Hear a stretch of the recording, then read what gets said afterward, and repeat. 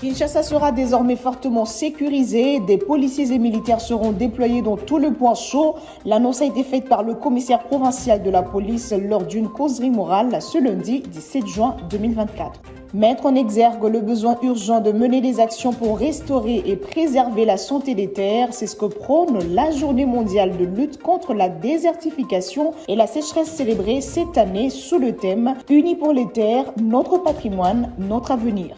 Et puis le couple présidentiel, les membres du gouvernement, le corps pastoral et tous citoyens confondus ont rendu les derniers hommages à l'épouse du pasteur Marcelo Tunasi, Blanche Odia Kandolo, une cérémonie remplie d'émotions mais surtout d'édification sur ce qu'a été la vie de la défunte.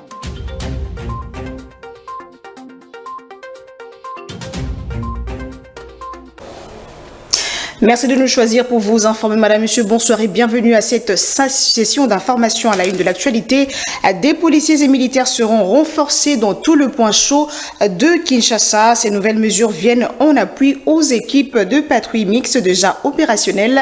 C'est pour renforcer la sécurité dans la capitale face à la mesure qui la guette depuis la tentative du coup d'État manqué le 19 mai 2024. L'annonce a été faite par le commissaire provincial de la police lors d'une causerie morale organisée à l'intention des commandants des unités de sa juridiction ce lundi 17 juin 2024. Suivez le propos du commissaire divisionnaire adjoint Blaise Kilimbalimba.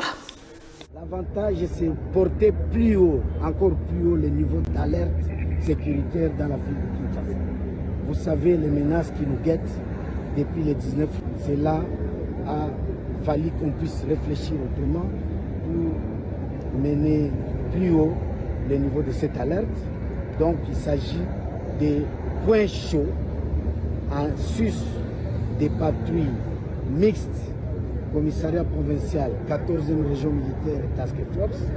Nous allons déployer, et c'est dès ce matin, des policiers et militaires pour marquer la présence et pour surveiller les comportements de tous ceux qui menacent la paix et la quiétude dans la ville-province de Kinshasa.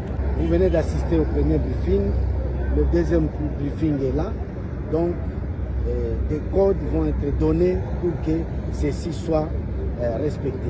Et comme nous l'avons dit, à toutes les unités qui viendront en appui à cette action de sécurité publique qui est une affaire de tous ces gens doivent respecter les codes de bonne conduite. À l'intérieur du pays, 4 morts et des blessés dans une altercation entre le service de sécurité et un groupe de jeunes armés à Madioué dans le territoire de Béni. Nous sommes là dans la province du Nord Kivu. C'était ce lundi 17 juin 2024. On en parle avec Rachel Adassaluala. 4 jeunes ont perdu la vie et 4 autres grièvement blessés lors d'une altercation avec les éléments de la police et de l'armée ce lundi 17 juin dans la localité de Mabalako, située en groupement des Maswaga-Madioué, territoire de Béni dans la province du Nord Kivu. Selon les témoins, les victimes sont des jeunes venus de la localité voisine des Cantines, munis des armes blanches. La dispute avec les services de sécurité est survenue à la suite d'une incompréhension avec ce dernier. Ceci est la suite des altercations qui se déroule entre le jeune et les services de sécurité depuis le week-end dernier dans la zone. Les jeunes qui veulent se prendre en charge après les massacres de 150 personnes dans les différentes attaques attribuées aux combattants ADF à Béni et Lubero accusent l'armée d'inefficacité. Ici est de noter que le samedi dernier, 7 personnes dont 3 militaires ont perdu la vie dans les altercations survenues en Ziampanda, territoire de Lubero et dans la ville de Butembo. Et puis le pape François a déploré dimanche les combats et massacres de civils dans l'est de la République démocratique du Congo, dont ceux de nombreux fidèles chrétiens qu'il a qualifiés de martyrs de la foi. Le souverain pontife appelle par ailleurs les autorités congolaises et la communauté internationale à faire de tout leur possible en vue de la cessation de ces hostilités et protéger également les civils. Regardez.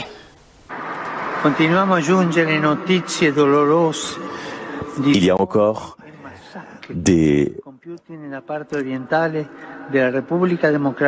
Au Congo, il y a eu des massacres récemment. Et j'adresse un appel aux autorités nationales et aux communautés internationales afin que cessent les violences et pour la sauvegarde des civils. Parmi les victimes, beaucoup sont des chrétiens tués en haine de leur foi. Ce sont des martyrs. Que leur sacrifice soit une semence qui porte du fruit et nous enseigne à donner témoignage de l'Évangile avec courage et cohérence. Et puis la société civile locale de l'Ituri a par un message témoigné son soutien aux forces armées de la République démocratique du Congo et salué les efforts consentis par les autorités congolaises. Cette société civile recommande par ailleurs aux autorités de mettre le moyen nécessaire à la disposition des militaires qui sont au front. On en parle avec Afermi Vita. La coordination de la société civile de l'Ituri reconnaît l'accalmie qui s'observe ce dernier temps dans la province. Elle affirme que plusieurs entités, à l'instar de Djougou, autrefois considérées comme l'épicentre de l'insécurité, sont depuis un temps sous contrôle des forces armées de la RDC, a déclaré Dieudonné Lossa, coordonnateur de cette société civile. À la province de l'Ituri, il s'observe un accalmie précaire depuis presque un mois tout maintenant, bien qu'il existe quelques cas de tueries. Pour la province de l'Ituri, c'est un atout qu'il faut protéger. Et cette baisse nous aide à regarder vers la calmie totale à la province de l'Ituri. Pour de cas de tueries isolées, Dieudonné le s'appelle à la conscience de tout un chacun en vue du rétablissement de la paix. Prêter main forte aux forces sociales et aussi au gouvernement provincial à ce moment qui sont sur terrain en train de conscientiser, en train de sensibiliser pour que la paix revienne totalement dans l'ensemble de la province. Signalons que plusieurs zones de la province jadis sous contrôle de l'ennemi sont occupées par les... On revient à Kinshasa pour parler de l'inauguration du bâtiment administratif de la 11e brigade de réaction rapide de forces armées de la République démocratique du Congo. Ce bâtiment devenu moderne a été réhabilité par la maison militaire du chef de l'État. C'était le samedi 15 juin 2024. Reportage.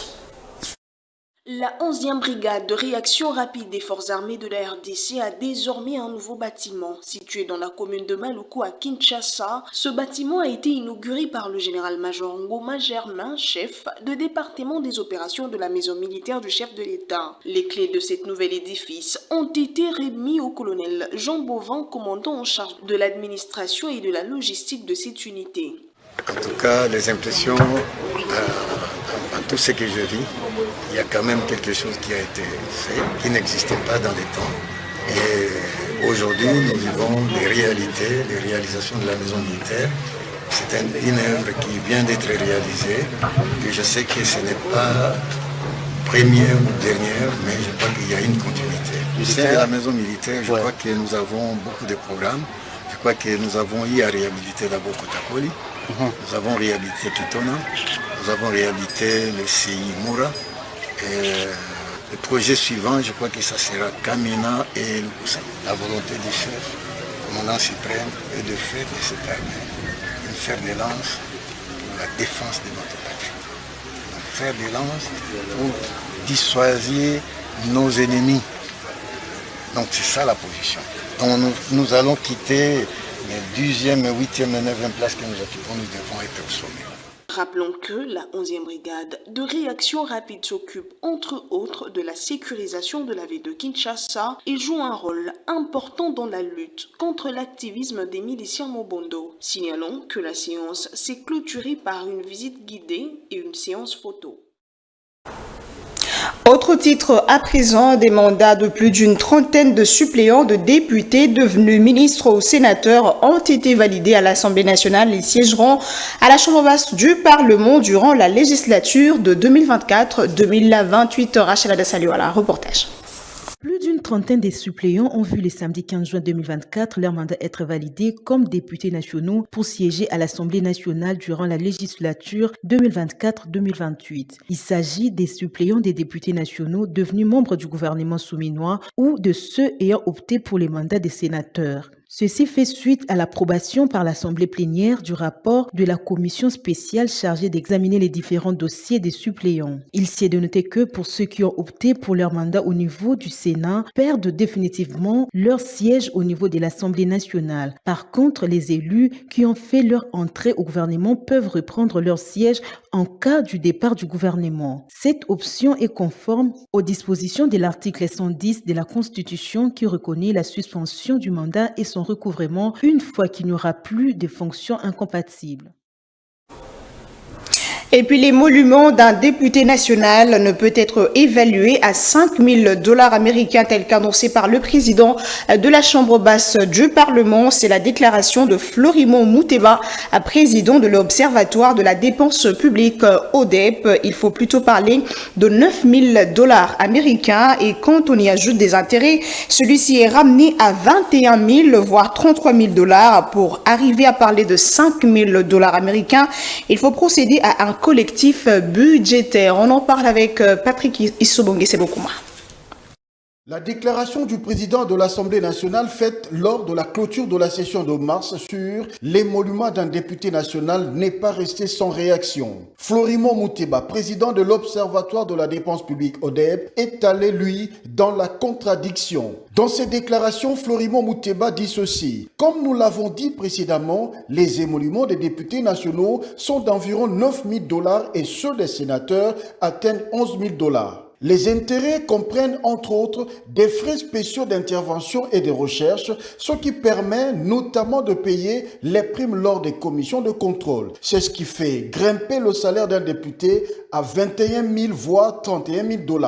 À lui d'ajouter, les paroles de Vital Kamerhe reflètent des bonnes intentions, mais pour les concrétiser, il faut un collectif budgétaire. Il faut donc changer ce qui est inscrit dans la loi de finances 2024. La loi ne se change pas par des paroles, ce sont des bonnes intentions, mais pas la réalité, car la réalité se traduit par la modification de la loi de finances 2024. L'ODEP conteste les propos de Vital Kamerhe. Pour appuyer sa thèse, le président de l'Observatoire de la dépense publique a même promis de présenter des preuves pour étayer ce propos. Pour Florimond Mouteba, il serait approprié de procéder à un collectif budgétaire, c'est-à-dire un budget rectificatif afin de modifier ce qui était inscrit dans la loi de finances 2024 concernant la rémunération des élus de la République. Pour rappel, lors de son discours, Vital Kamerhe avait fait savoir que l'émolument d'un député était évalué à 5 000 $. Sachez, en effet, que la controverse autour des émoluments des députés a toujours soulevé des questions importantes sur la transparence et la gestion des deniers publics en République démocratique du Congo. Et puis la RDC vient de bénéficier d'une subvention de 20 millions de $ des États-Unis d'Amérique. Elle permettra à la RDC de connaître l'expansion de ce secteur dans la province du Katanga. C'est le directeur de l'Agence des États-Unis pour le développement USAID qui l'avait annoncé lors de DRC Mining Week. Regardez.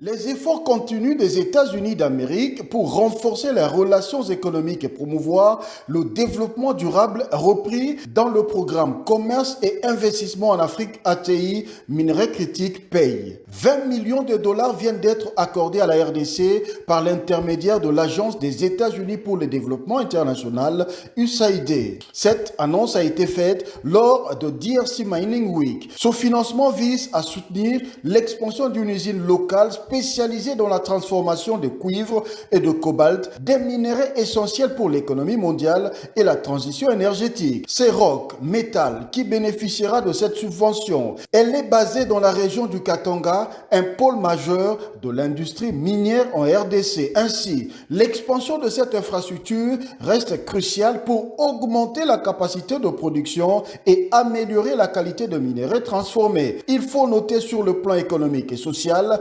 l'agrandissement de Rock Metals devrait non seulement accroître la production mensuelle des cathodes de cuivre et d'hydroxyde de cobalt, respectivement à 1150 et 250 tonnes contre 52 et 28 tonnes actuellement. Cette montée en puissance de la production nécessiterait une main-d'œuvre supplémentaire. Il y aura de ce fait des centaines d'emplois qui seront créés, améliorant du coup les conditions de vie des communautés environnantes. Le directeur de l'USAID, John Dunlop fera voir que cette subvention reflète notre engagement à soutenir le développement économique de la RDC tout en promouvant des pratiques minières responsables et durables. Nous croyons fermement que des initiatives comme celle-ci sont essentielles pour construire un avenir prospère pour tous. Il faut retenir que le cuivre et le cobalt sont des composants clés dans la fabrication de batteries et d'autres technologies nécessaires à la transition vers une énergie propre. En renforçant la capacité de production locale, cette subvention aide la RDC à jouer un rôle central dans l'approvisionnement mondial de ces minerais critiques tout en stimulant son propre développement économique. Et en retournant en province pour parler de 17 salles de classe de l'école Bomberger réduites en cendres dans la province du Kwilu. C'est le bilan d'un incendie survenu le dimanche 16 juin 2024. L'origine de celui-ci reste inconnue selon le coordonnateur de la nouvelle société civile d'Idiofa. Comment étudieront les élèves de l'école Bomberger du Kwilu? 17 de leurs salles de classe ont été détruites par un incendie survenu dimanche 16 juin, nous dit Arsène Kassiama, coordonnateur de la nouvelle société civile d'Idiofa. L'école Bomberger, qui est située en plein centre commercial, qui a vraiment une capacité d'accueil d'élèves assez importante. Mais malheureusement, hier, c'est le dimanche, toutes les 17 salles de classe ont été consumées par le feu. Et après les enquêtes, on laisse que quand on chauffait les tam-tams derrière ce bâtiment-là, et c'est ce feu-là qui a essayé un peu, et qu'on voyait que c'est la saison 16, ce feu a circulé et a atteint les murs des classes et tout est vraiment consumé. Ils ont perdu les bancs, ils ont perdu les murs, les bancs, les tableaux, toutes les tôles consumées. Dieu merci que le bureau de l'école était un peu à côté, là où on sait encore trouver des archives. L'activiste sollicite une intervention urgente des autorités afin de permettre la reprise rapide des activités scolaires qui seront suspendues. Et unis pour la terre, notre patrimoine, notre avenir, c'est le thème choisi cette année à l'occasion de la journée mondiale de lutte contre la désertification et la sécheresse. Cette journée met en exergue le besoin urgent de mener des actions pour restaurer et préserver la santé des terres au bénéfice des générations futures. Ida Maloba nous en dit plus. Cette journée est célébrée chaque année pour sensibiliser aux enjeux majeurs que posent la désertification et la sécheresse dans les 4 coins du monde. Le nombre de personnes touchées directement par le fléau ne fait que s'accroître au fil des ans. Les impacts les plus visibles de la sécheresse et de la désertification se situent au niveau de l'environnement. La désertification rend les terrains inondables, ce qui entraîne une salinisation des sols et donc une détérioration de la qualité de l'eau. En second lieu, l'impact est aussi économique. En effet, au niveau planétaire, le manque à gagner s'élève à 42 milliards de dollars américains pour les régions touchées par la désertification selon la Banque mondiale. La dégradation des sols entraîne en outre la pauvreté et la migration des masses à cause des famines qu'elle génère. Pour faire face à la désertification et à la sécheresse, des solutions locales peuvent être mises en œuvre rapidement pour faire bouger les choses. Parmi elles, il y a lieu de relever la régénération des sols et sa fertilisation. Le reboisement est aussi une solution car les arbres permettent de fixer les sols, renforcer la fertilité et absorber l'eau lors des fortes précipitations. Et puis page noire, c'est ce lundi 17 juin 2024 que Blanche Odia Kandolo Tunasi, épouse du pasteur Marcelo Tunasi, a été conduite dans sa dernière demeure. Bien avant, une cérémonie de funéraires digne de son rang a été organisée pour lui rendre hommage au stade Tata Raphaël, cérémonie qui a connu la participation de plusieurs personnalités de la République démocratique du Congo, dont le chef de l'État accompagné de son épouse, mais aussi de quelques membres du gouvernement ainsi que quelques pasteurs venus de divers pays. Ida Maloba et Junior Rumba, reportage.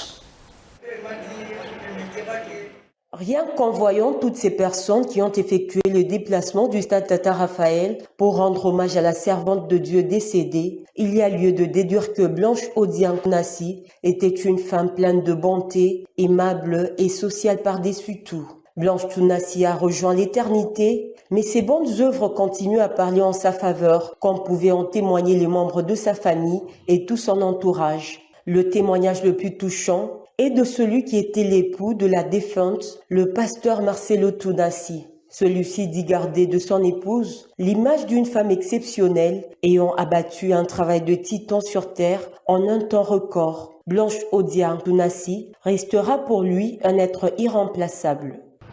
Elle vivait à 200 à l'heure. Elle faisait tout vite et beaucoup de choses au même moment. Au point où aujourd'hui, son œuvre, c'est comme si elle a eu 60 ans.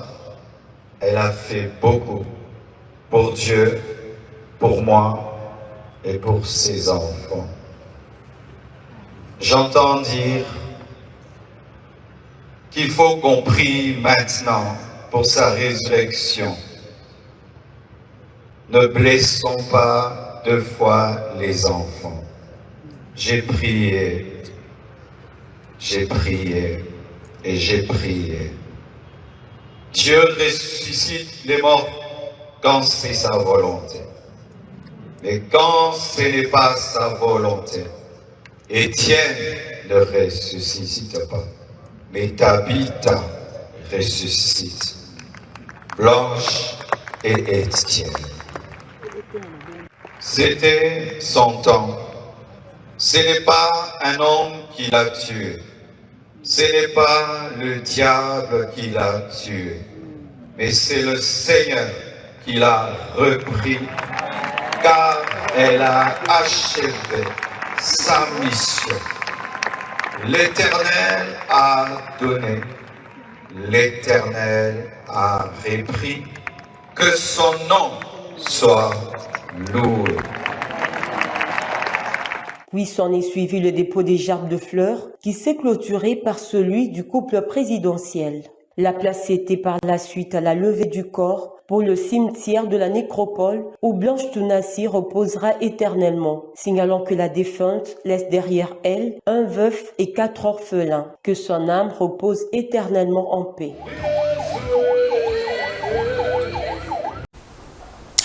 Voilà, que son âme repose en paix. En dehors de nos frontières au Kenya, alors que le pays fait face à une crise de logement, une entreprise de construction kenyane espère inverser la tendance grâce à des maisons abordables. Et celles-ci seront imprimées en 3D. Regardez. Des amas de tôles rouillées, c'est l'image qu'offrent plusieurs bidonvilles de Nairobi, la capitale du Kenya. De nombreuses familles qui y vivent par manque de moyens adéquats sont souvent sans toilettes ni eau potable, comme témoigne cette habitante. Nous aimerions vraiment déménager dans de meilleures maisons, mais nous n'avons pas les moyens de nous les offrir. Ces logements sociaux sont un rêve pour nous, mais nos revenus ne nous le permettent tout simplement pas. La machine mise sur pied pour inverser la tendance applique un mortier spécial pour former des murs en béton. Le Kenya a décidé de miser entre autres sur la technologie émergente de l'impression 3D dans la construction des maisons. En termes de logement, le Kenya a besoin de 2 millions de maisons. Le Nigeria a plus de 10 millions et nous savons que si nous voulons rattraper ce retard, nous devons construire différemment. Nous devons construire à grande échelle, avec rapidité, avec des matériaux à faible teneur en carbone. Et c'est possible avec l'impression 3D. Mais cet optimisme n'est pas partagé par tous. Pour certains architectes de la place, cette technologie est encore loin de réduire le déficit de logement. Malgré le potentiel de la technologie de l'impression 3D, il faudra encore beaucoup de temps pour qu'elle puisse rivaliser avec la brique et le mortier. Avec la brique et le mortier, tout le monde peut construire sa maison où qu'il se trouve, accéder aux matériaux, aux artisans qui peuvent construire la maison et planifier les coûts. L'impression 3D en tant que technologie n'offre pas toutes ces options. Le gouvernement kényan a lancé en 2022 un projet visant la construction de 250 000 logements par an. Mais jusque-là, l'exécution n'est pas encore concrète. On va prendre le rappel de principaux titres. Kinshasa sera désormais fortement sécurisé. Des policiers et militaires seront déployés dans tout le point chaud. L'annonce a été faite par le commissaire provincial de la police lors d'une causerie morale ce lundi 17 juin 2024. Mettre en exergue le besoin urgent de mener des actions pour restaurer et préserver la santé des terres, c'est ce que prône la Journée mondiale de lutte contre la désertification et la sécheresse célébrée cette année sous le thème « Unis pour les terres, notre patrimoine, notre avenir ». Et puis le couple présidentiel, les membres du gouvernement, le corps pastoral et tous citoyens confondus ont rendu les derniers hommages à l'épouse du pasteur Marcelo Tunasi, Blanche Odia Candolo, une cérémonie remplie d'émotions mais surtout d'édification sur ce qu'a été la vie de la défunte. C'en est fini pour ce soir, madame, messieurs. Merci de votre attention soutenue et bonne suite de programmes sur la chaîne du report. Au revoir.